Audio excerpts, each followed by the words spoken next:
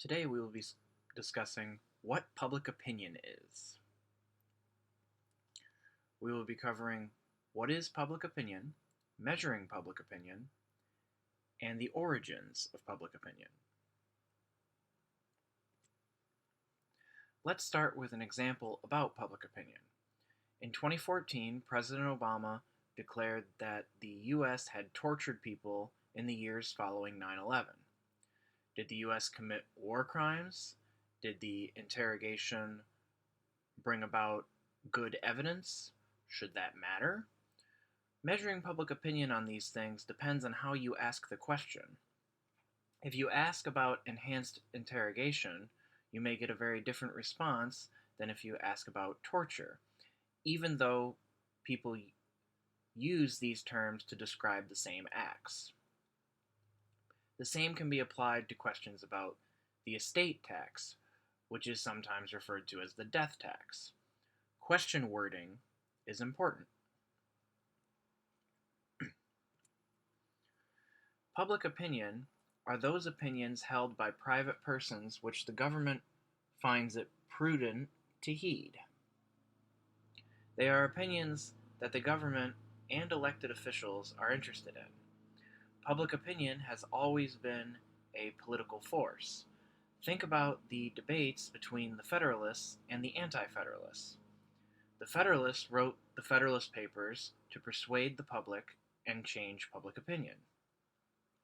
Leaders in all political movements attempt to shape public opinion.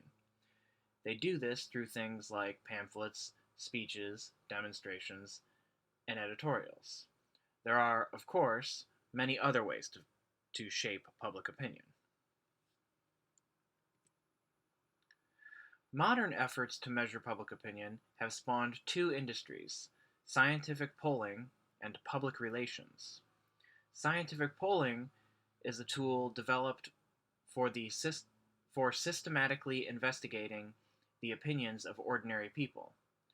Polls use random samples to take the opinions of a small number and apply them in the aggregate.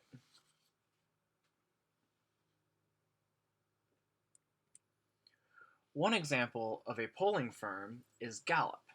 Gallup measures public opinion on a lot of topics. They ask about the economy, the environment, foreign relations, and current events, among other things.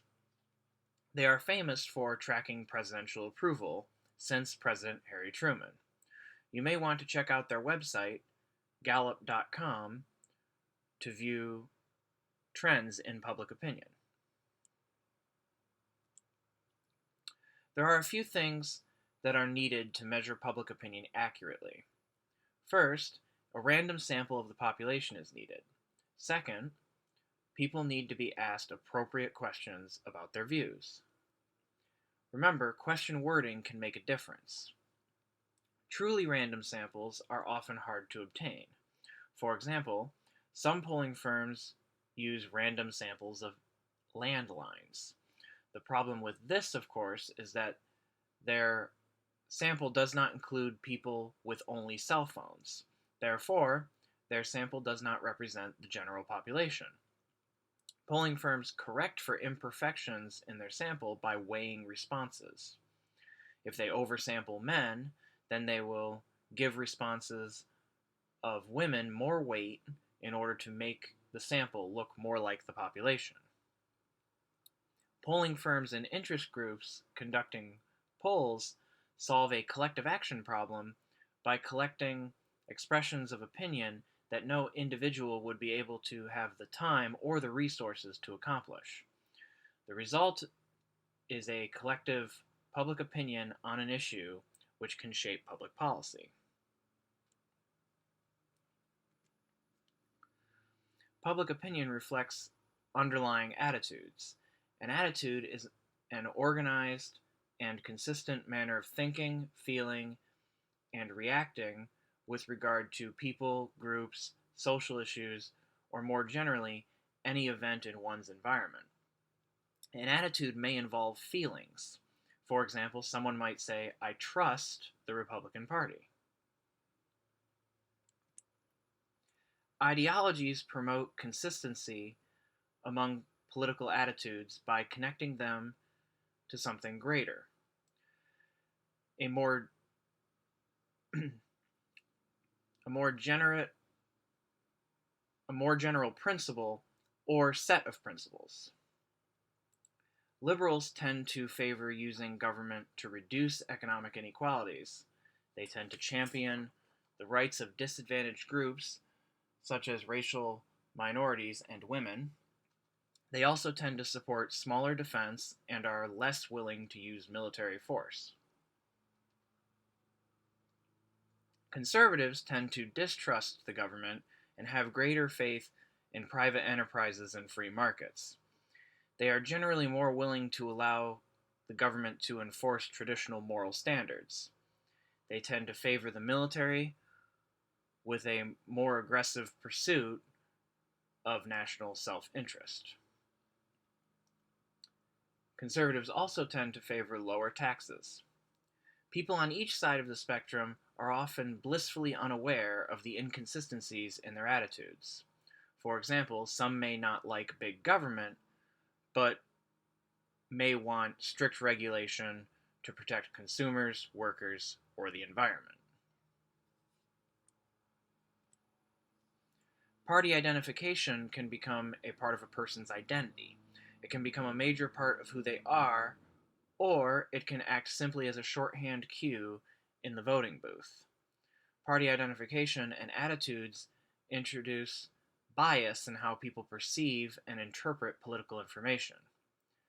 Democrats are more forgiving of the faults of Democratic politicians, and Republicans are more forgiving of the faults of Republican politicians. Political socialization is the process of acquiring political attitudes. This takes place during childhood and young adulthood, but new experiences throughout life can also alter attitudes.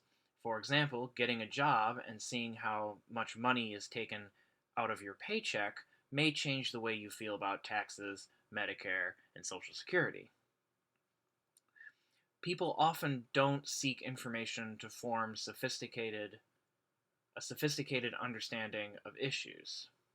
Many are socialized in areas where politics are not discussed often. These people have opinions, but they are less sophisticated opinions. Framing is the way an issue is presented. For example, an anti-death penalty frame could be that the death penalty is morally wrong. Another frame used to convey that the death penalty message may be that the legal system is too imperfect to trust that the right people are being put to death. The news media can frame an issue simply by choosing which stories to cover and which not to cover.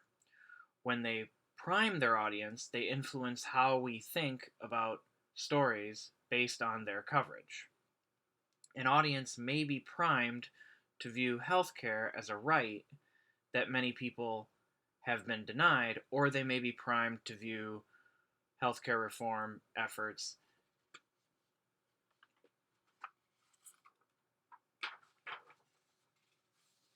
as an intrusion of the government that has grown too large.